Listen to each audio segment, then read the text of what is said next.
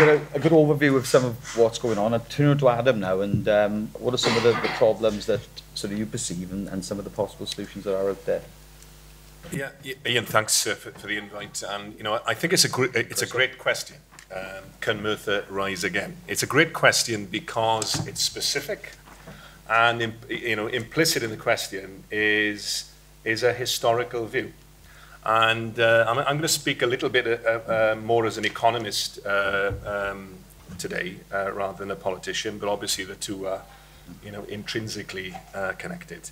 And I'll try and make sort of three broad points. But the first one is that actually part of the problem is that we don't have that specificity in our approach to economic development. Yeah, we don't have a historical framework either. So what we tend to get is a universal kind of a recipe that, you basically do these 10 things, Merthyr Tydfil, take up thy bed and walk, and you'll be fine. And I think that we have to adopt what you could call the Anna Karenina principle to economics. Remember that the Tolstoy at the beginning of the novel says, essentially happy families are all, basically happy in the same way. Unhappy families are uniquely unhappy in their own particular way. And it's the same for local economies. You look at successful economies around the world, and you basically see the same phenomena, high levels of skill, high levels of entrepreneurship and innovation, good infrastructure. When you look at failing economies, disadvantaged economies, actually what you should be looking for is the unique constraints, many of them historically determined, which have led those local economies down that particular path. Yeah? And so we need to kind of completely reverse our method of policy making, both in terms of local economic development and even right up to, the level of international policy. The Washington Consensus, as it used to be called, was basically do this universal repertoire of policies and you'll be fine. And it didn't work. It didn't work for national economies, doesn't work for local economies as well. And yet we see versions of that, don't we? Invest in skills. We've been investing in skills in the South Wales valleys for many, many years. So I'd like to propose, a different approach, which actually comes from engineering. And often you find the solutions, within your paradigm. You often find the solutions outside. Engineering, theory of constraints. Essentially, in order to kind of, solve a problem within the system that you're working at, you look at the most pressing constraint, the thing that is holding you back the most, and you concentrate your firepower, your energy there, and then you move on to the next one. One way of thinking about it is, imagine if if Merthyr Tydfil is an economy or any other part of Wales. Imagine that we're a person, right, and we're held back by ropes all around our different limbs of our body, right, and they're holding us back from moving forward. The approach at the moment is to try and undo all those different ropes, yeah. And by the time you've ended, it takes so long. Of course, more ropes have been attached to your body. The theory of constraints says this. Is focus on the one that is holding you back the most, and then undo that one and move on to the next. It's a different approach to economic development, which has emerged in recent years, which takes geography into account, which takes history into account. You cannot understand the problems of Merthyr Tydfil without understanding history. As Gwyneth Williams famously said, I mean, essentially, the 20th century was the hangover of one hell of a night before. Yeah, the history of Merthyr Tydfil par excellence was a local economy that was massively overdeveloped. At breakneck speed in the 18th and 19th century, with all the sort of social problems that came with that, but also dynamism, expressed itself politically, etc. And then the 20th century was the unwinding of that, was an underdevelopment. And so we need to understand, what are the particular constraints in Merthyr Tydfil. And there are approaches. Now, I'm not going to come here from outside and say, well, I think it's this. because that's the wrong approach, you know. Data can get you so far, but actually it needs to be mixed with local knowledge. Ultimately, only Merthyr Tydfil can actually be able to determine what is the biggest problem that is holding Merthyr Tydfil back. And then we focus ourselves there. But avoid this approach which we get from the Welsh Government and every government, which is to say, do these 12 things and you'll be fine. We need to identify the principal constraint that is holding places like Merthyr back, focus there, and move on to the next. Now, you know, I'll give you some clues maybe as to where and there are approaches that you can use in developing this. So you see where, you know, where are the pinch points? Yeah, there are clues, sometimes within statistics, but also, you know, in talking to companies, etc. You know, one approach is to turn it on its head in a way and say, well, what's succeeding in Merthyr Tydfil?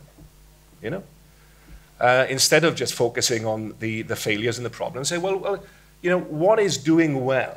It's called the camels and hippos approach. You know, one way of understanding the Sahara is saying, well, which animals are surviving, you know, and thriving in this environment?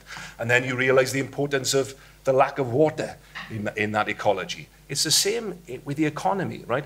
Let's actually see which are the companies, which are the sectors, where is the energy? Where's the positive energy? And what does that tell us about what in classical economics we call comparative advantage, right? I'm a market socialist, by the way. I don't believe the market belongs to the right.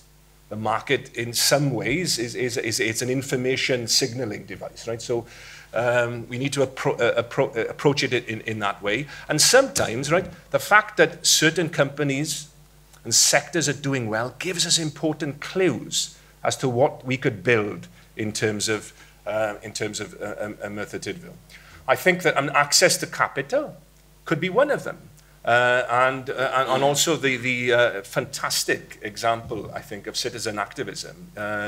You know, this is, and it may be as well that you know, the overburden of debt of the local authority could be part of the constraint, because that is holding back the kind of development of the basic infrastructure that Merthyr needs to succeed, right? So this is a process that we need to go through using a totally different mindset, which is saying, what are the particular constraints that are holding us back? And out of that analysis comes particular solutions, rather than this kind of cookie cutter approach, you know, again, do these things and you'll be fine. I think there is a particular opportunity, though, for places like Merthyr Tydfil, because in a sense, the way that our economic development policy in Wales and at a local level has been framed in the last 40 years has been playing catch up. You know, Joan Robinson, the famous social democratic Cambridge economist, once famously said, you know, if there's one thing worse than being exploited by capitalism, it's not being exploited enough, you know. And that's kind of basically the mindset that we developed in the economically depressed parts of South Wales, is basically, you know, we haven't got enough of capitalism in our society, therefore we'll get foreign investment in, and we'll try and catch up and close this gap between us and the rest of the UK.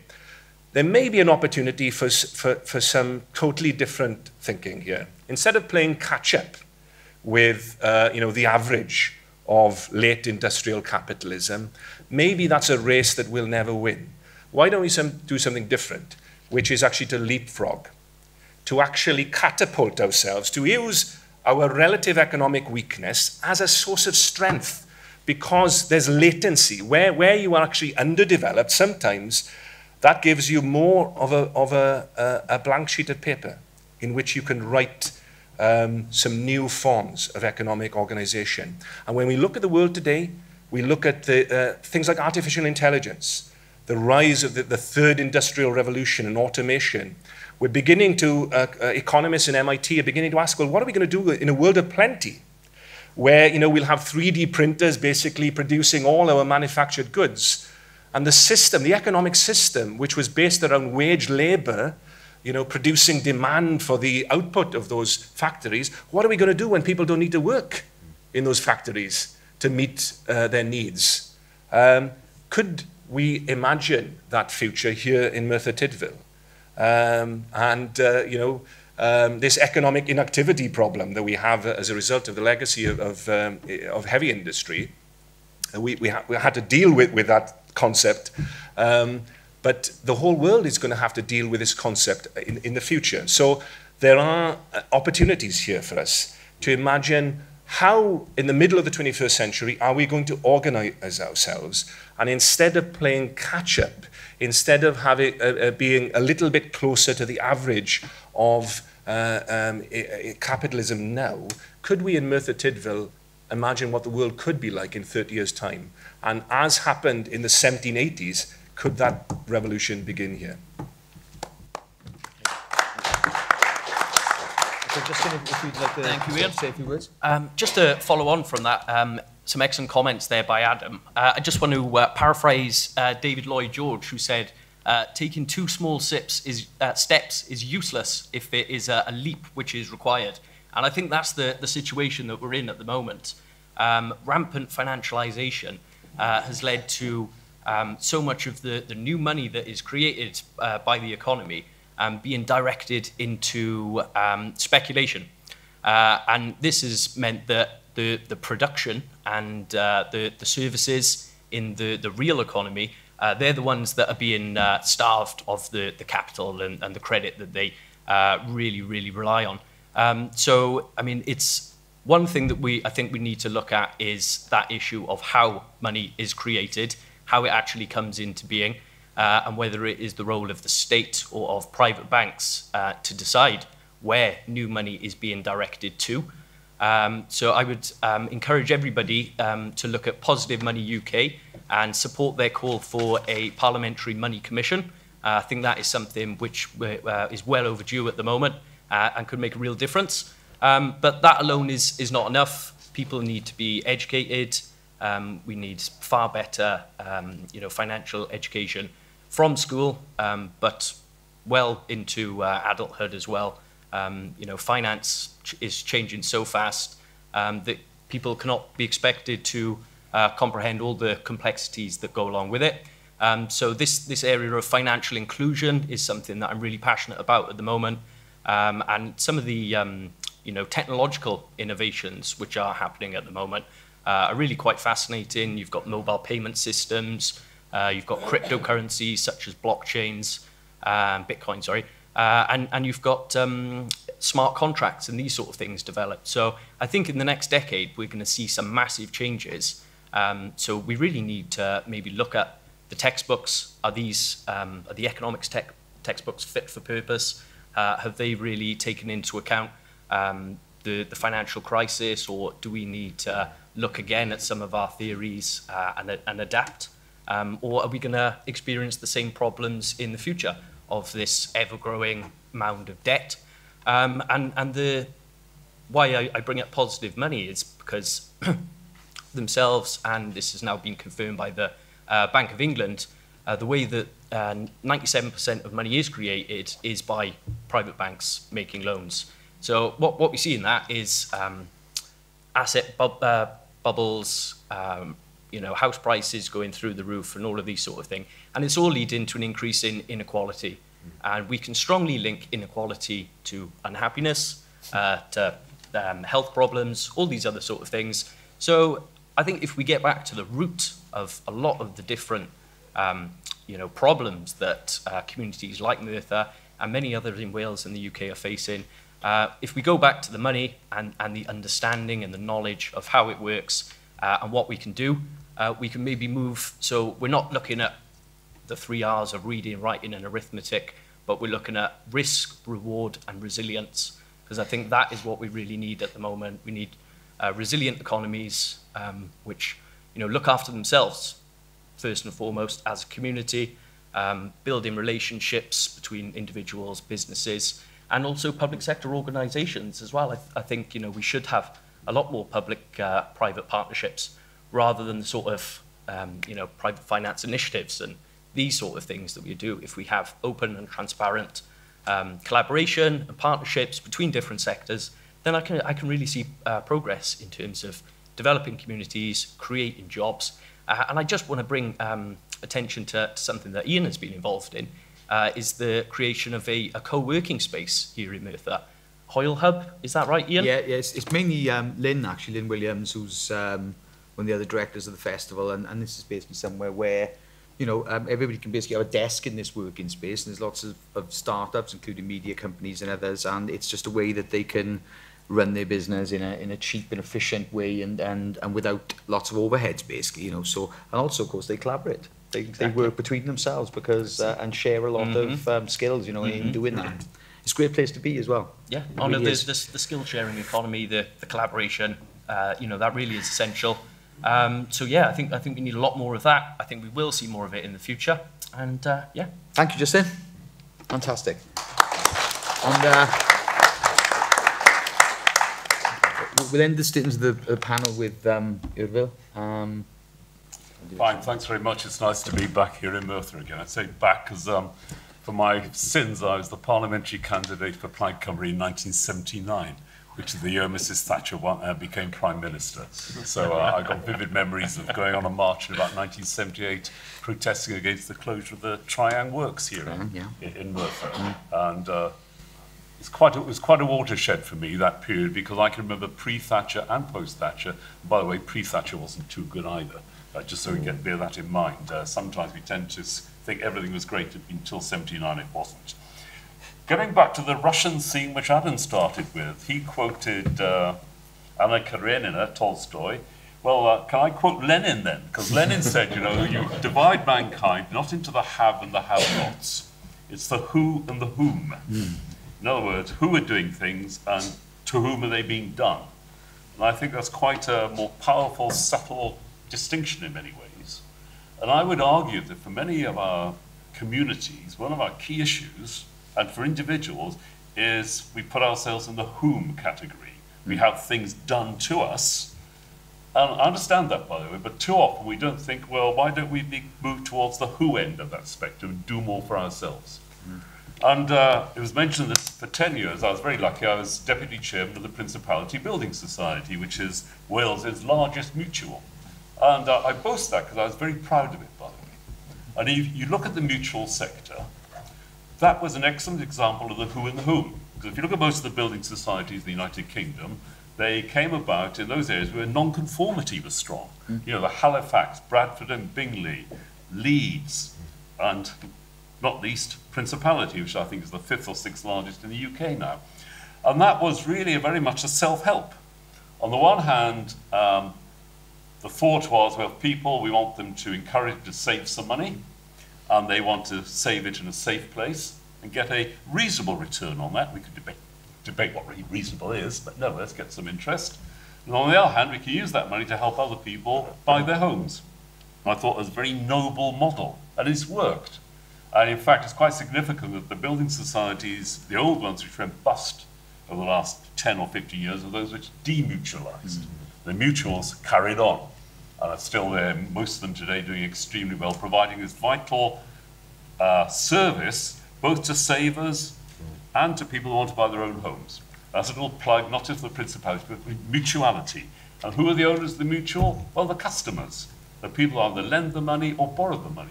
They are the owners of the business.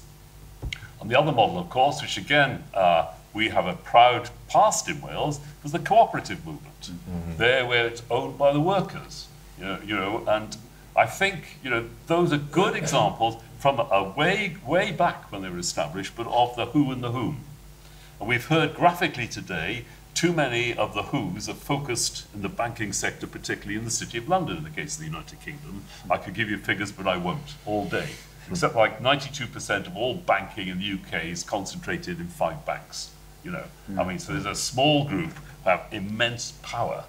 And if you look again, very interesting study done about 20 years ago by Bangor Business School showing the flow of money out of Wales to these banks. Now, some of that comes back, but the control of it, of course, is in the City of London. And again, if you look at the last 10 or 50 years, the growth of the proportion of GDP wealth generation in the United Kingdom, which is focused on banking, far greater, by the way, than the United States. Much more dependent on banking sector. Now, we could go on bashing banks forever, and I don't want to do that today, but this who and the whom is a very important concept. And it Also, coming back to Adam's other point about local solutions, I remember about 2 years ago, I was at a working breakfast in Pontypridd, going on about the need to invest in infrastructure, and somebody stopped me a bit short. She said, well, you know, I've interested to hear your views on. She said, Merthyr's got pretty good road links these days, heads of the valleys, A470, but you know, Merthyr ain't doing that well. So there's more to it than infrastructure. Any approach we have to take, as well as being local, and I agree with Adam there, we have to realize it's multifaceted, and unfortunately that can start looking a bit vague and can take time as well. But there's some things which could be done more rapidly and more concretely. We've heard, for instance, about, and by the way, I found that a very interesting presentation on the mismanagement of public finances. You know, I feel a little ashamed. One of the slides, 2 of the 3 people, I know them actually. Because I spent most of my career in the City of London, right? But again, that they are so mismanaging the public finances and the startling figures of the sort. When you think the UK government can borrow money at the moment over 10 years for about 2.35%, that's nominal. In real terms, it's virtually zero. And yet these people are paying 7-8% for that money. You know, well, somebody's making a profit, guess who? You know, it's not Merthyr Tydfil.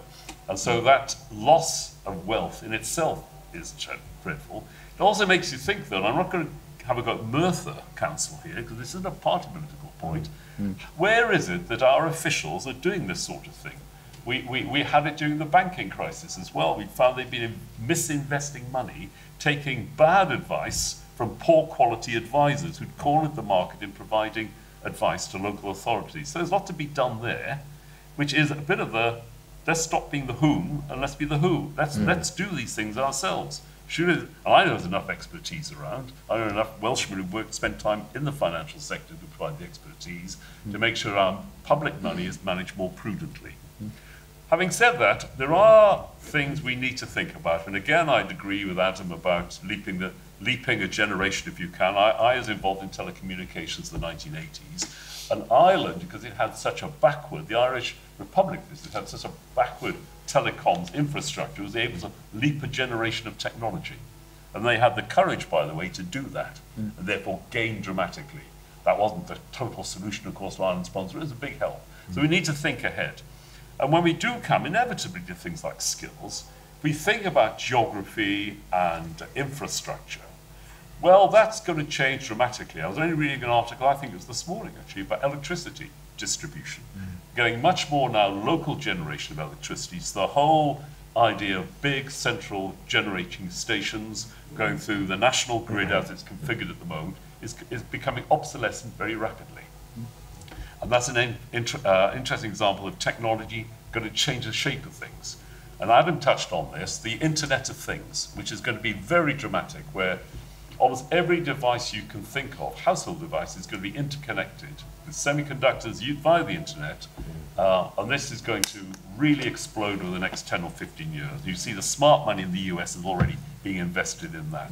So how are we placed here on that score? Well, Wales, in fact, the European Union is very badly placed in terms of semiconductors, for instance. We have virtually no semiconductor industry, with 1 or 2 exceptions. It's all in Far East or in North America. But what about the internet? What about software? A very interesting initiative not that long ago in Newport, because there's a huge shortage of software people now. So whilst we need to look to the future, accept that, here and now there's a great shortage of software skills across the UK, arguably across the world, certainly across the UK, the European Union, certainly here in Wales. There, the Alacrity Foundation has put up a scheme where people then can qualify rapidly in terms of software skills.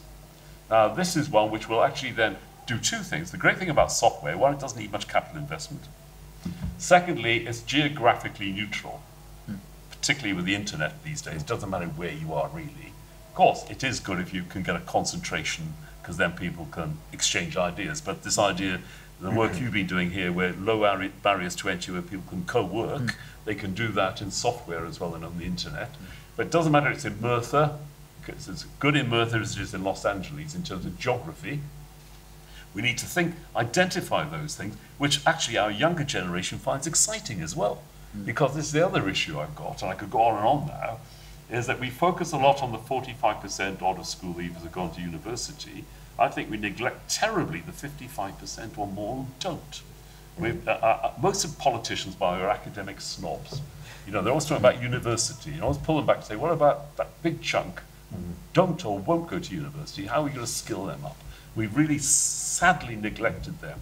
And there are skill sets to be identified. And software is, I've come out of the software industry as well, is a great one to focus on. And that is the here and now, by the way. So whilst I agree with looking to the future, leaping generations, some things can be done here and now. But I could go on and on. What I want to really come back to is this attitude of mind. And I'll give you an example. I have a friend who built a very, very successful business in Cardiff. Came from Tonga. And his business, he's about my age now, he's sold it now, but employed hundreds of people in high-value jobs in Cardiff.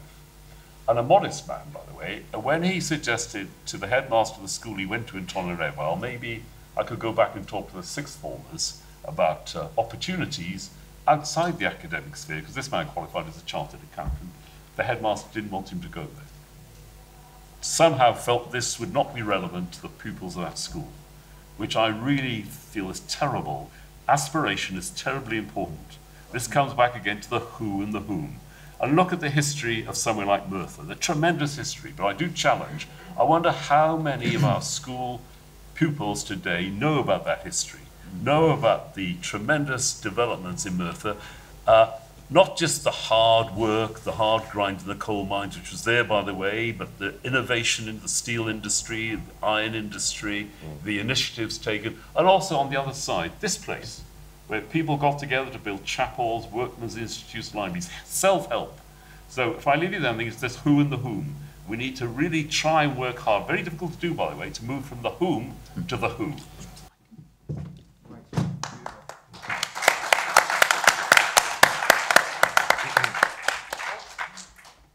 Right, I don't know if I've got this. I've got it to work today. Fantastic.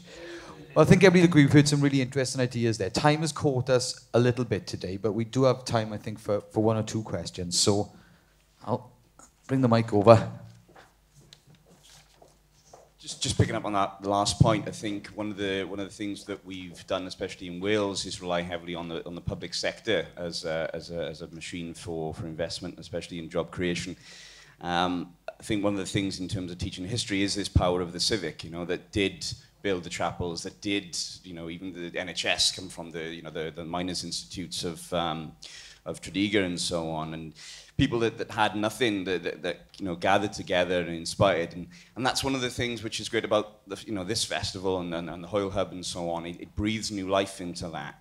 So it doesn't rely on these big, foreign direct investments. It's not about, trying to better thy neighbour in terms of 22 authorities in Wales trying to, attach and bring as much money into their peripheral neighbourhoods as the next one. So as part of this, it's not just in the media and skills. I think it's right across. It's about people in the communities looking inwards again and breathing confidence into each other. The words, in a little bit of the research I've done, the word community spirit is bandied about. It's still there, but in practice, there isn't as much of it. If you ask people, how many community organizations, what physical or actual work do you do in the community? Do you know your neighbors even these days? It's a bit of a mixed message where it's kind of like, unfortunately, I've kind of realized that it was a bit of a colloquial hand-me-down. We have a strong past of community spirit, but we need to actually get practical about it again and re-engage it in a physical sense and actually get boots on the ground and ideas going. Okay, well, that was more by way of a comment, really, than a question. So it's a very valid comment, and I think Can I just say, Ian? Yeah, I think this is a key point, because I think that our communitarian culture, which is an asset, but that's certainly the case. But it has been expressed most often in recent decades as a communitarianism of resistance, if you like. of rejection of whether it's Thatcherism or etc. And I think that we need to turn that into a communitarianism of resilience, but also of reconstruction, which is actually building, rather than resisting other people's ideas, is building our own intangible concrete form, as we've done in the past, as you point out. I mean, I think there's something in the words of sort of Buckminster Fuller, which is really, don't try and reform the system that's there, create a better system, create something that works better. I think that comes from engineering as well, because he was an engineer. So I'll pass it to this gentleman back here, who's my father, Mr. Tyvan Jenkins. I'm sorry I missed the first part of your presentation. I was watching the film Beverly, so I'm sorry about that. But it was eye-watering stuff, wasn't it? Those Lobo loans and stuff.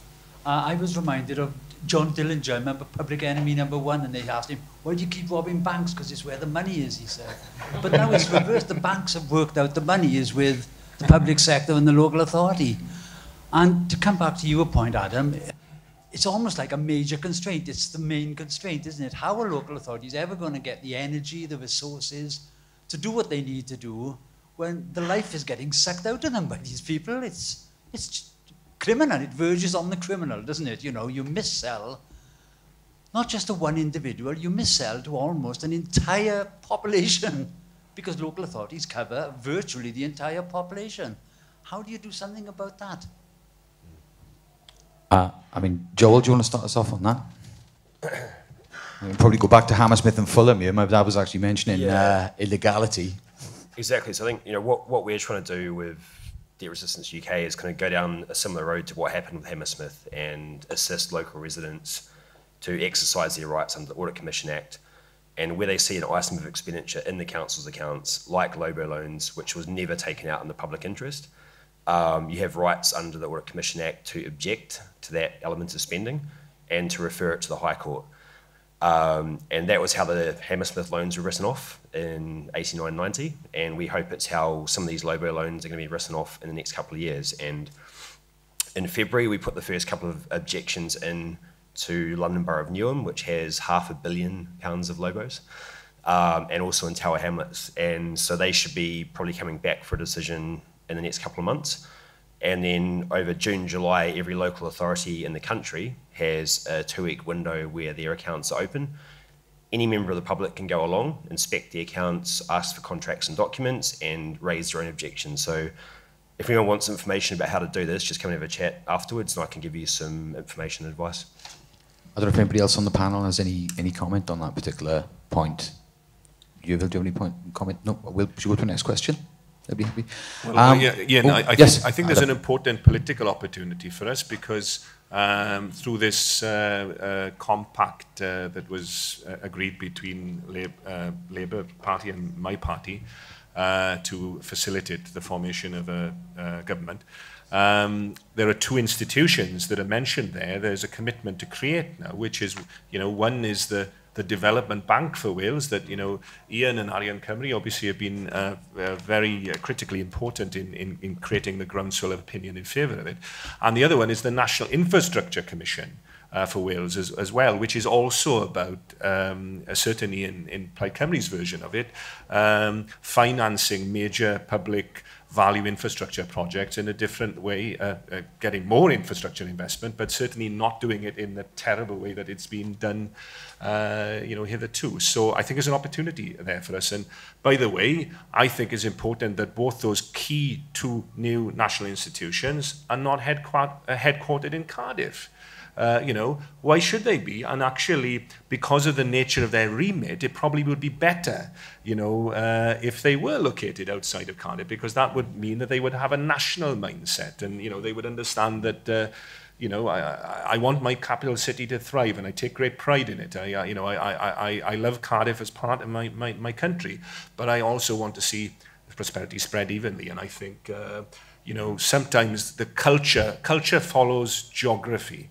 And actually having those key institutions outside of the capital would be an important symbol, but also would have practical, positive consequences as well. Why not Merthyr? Why not Merthyr as the capital, as the headquarter of the new development bank? Why not? You heard it here first. This, I'm afraid, will be our last question. So we hopefully reasonably quick. Hello, thanks for your presentations. I come from a place in Bristol, an area which is just undergoing rapid gentrification. What I'm interested in here is, I mean, superficially, it looks like there's a load of money coming in, there's a lot more, all the empty shops have been sorted out, but actually it's property developers and kind of speculative type people. It's actually disenfranchised the indigenous people living there. But it's a very traditional way of looking at regeneration, is this gentrification process. And how, I mean, actually, if you look at it, it's just a gloss, basically. It pushes a lot of people out. And it's, you know, it's about service industries rather than actual people actually doing things. I mean, how can that natural process of, like you said, we need more capitalism here, how can you stop that? Or how do you make sure that the process has more depth to it than that? As that is, I mean, it's happening all over Bristol. Well, there's no working class community there anymore. It's just everyone's sitting in a coffee shop. Well, I think, you know, that's a key question, but one of the things we need to recognize is the shift away from manufacturing to services. Now, I don't welcome that. That's happened across the Western world for good reasons, and it's likely to continue. It's going to continue even more in Wales and the United Kingdom because successive governments of both parties, by the way, have shown minimal interest in manufacturing industry. What's happened recently to Tata Steelworks exemplifies that in a way. Until there's a threat of 15,000 jobs directly and far more in the supply chain, you know, it just didn't appear on the horizon of the UK government, and actually not, in my view, of the Welsh government either. So we need to recognise services. Where I get worried about services, there are services and services. Some are very low value added, low skilled, and others are very high value added, high skilled. Personally, I'm quite pleased to see the growth of law firms in Cardiff, because I live in Cardiff, right? Because it means lots of well-paid jobs. You know, all I'm saying is be a little bit careful with services manufacturing. When it comes to manufacturing, the future there will have to be much more specialized or high value added, or a thing that Adam touched on, this new 3D printing where the whole outlook for manufacturing could change a lot. If you think the days of the factory employing 20,000 people, which in the 1950s, 60s you got, by the way, it's all but disappeared, because that's just not the way things are done now. But gentrification, well, that's tough, but as somebody who was involved in housing for 10 years, financing housing, within limits, I'd welcome that, because I think it's a sign of health. It's signs, I'm being deliberately a bit controversial, because it means people are improving the housing stock. Housing and the condition of housing is a key factor in not just the standard of living, but the quality of life as well. And we should never be pleased if there's a poor quality of housing. The key thing with gentrification is to make sure that people don't become the victims, and therefore they lose out on it. And that's where we need to come back to more models, I think, of house building and home ownership. One of the terrible things that's happened recently is that house building now in Wales, in common with the United Kingdom, is dominated by a few big building companies. A lot of the small ones went to the wall post-2008. We really want to try and bring those back to build more smaller developments to serve the needs of local communities. So I think that the gentrification trap, in a sense, it also, you know, it reflects a much longer period of over-emphasis on physical regeneration. So, you know, local economic development has tended to be 90%, you know, urban regeneration. For looking at the physical fabric, you know, you make it pretty, you know, build a field and they will come, kind of approach to life. And you know, clearly that doesn't work. And it also, as you rightly point out, if it does work, it also creates its own a particular set of problems. So I think that we've got to look at a different toolbox, and I think there are interesting ideas. You know, if you haven't already come across the ideas of Carol Williams and the foundational economy, very, very interesting, you know, relatively new approach, which, you know, is kind of borrowing from what Latin America was doing in the 1960s. It used to be called import substitution, you know, basically looking at what do we buy locally that we could produce ourselves. And now, in the context of things like 3D printing, you know, what seemed like science fiction, you know, and Star Trek a few years ago, is actually becoming very, very real.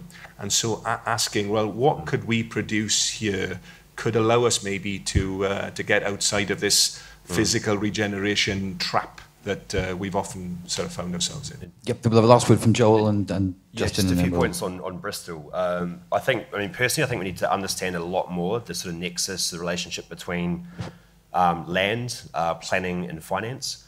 So in terms of rural local authorities, because of the cuts, because the access to cheap finance has been withdrawn, they're having to sell off land at high prices to basically make up for the gaps in their budget. That then filters through the development process. You have developers coming in, also using high-cost finance, and they have to sell properties at high rates to turn a profit. So I think what we need to think about is, again, more kind of long-term thinking. How can local authorities work with communities to sell land at lower prices, to take a longer-term view and try and create facilities that will add value for the community over decades? One of the problems is once we got rid of the capacity for local authorities to build housing associations have financed even higher rates of interest than local authorities were. So again, the more we kind of push the house building and construction process away from the state to the market, the higher rates of interest you pay, and you know, the more we are tied into this financialized model. So I think going back to patient, cheap, long-term finance and long-term thinking, not short-term bubble-driven sort of finance. Okay. Justin, you got anything to add? Or? Yeah, just a quick point on Bristol. I just think we should mention about the Bristol pound, Yep. because it's one of the most successful common currencies in the UK at the moment. Community currencies, I should say. I think they're approaching about £5 million in circulation. I think they're talking about 10 to 15% of that is in note form. So the community has been involved in designing the notes. I think this gives, you know, a lot of empowerment to the community, and it encourages people to shop local. So rather than go to your local supermarket, go to your local farmer's market, keep that money circulating in the local economy rather than having it extracted to the City of London or wherever else. So yeah. That's great. That's great. Well, thanks very much to our panel, to Adam, to Justin, to Joel, and to Villa.